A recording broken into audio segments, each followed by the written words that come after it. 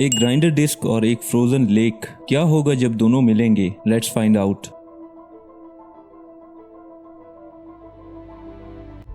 ये ग्लास इतना गर्म है कि मैच स्टिक्स जल गईं, लेकिन जब ये ठंडा हुआ तो ऑलमोस्ट इंडिस्ट्रक्टिबल बन गया।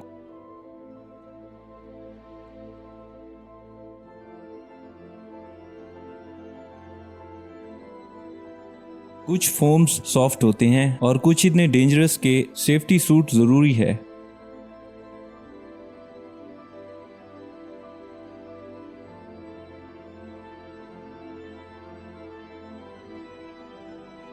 एक पिंग पोंग बॉल, एक वाटर टैप और एक अनएक्सपेक्टेड रिएक्शन।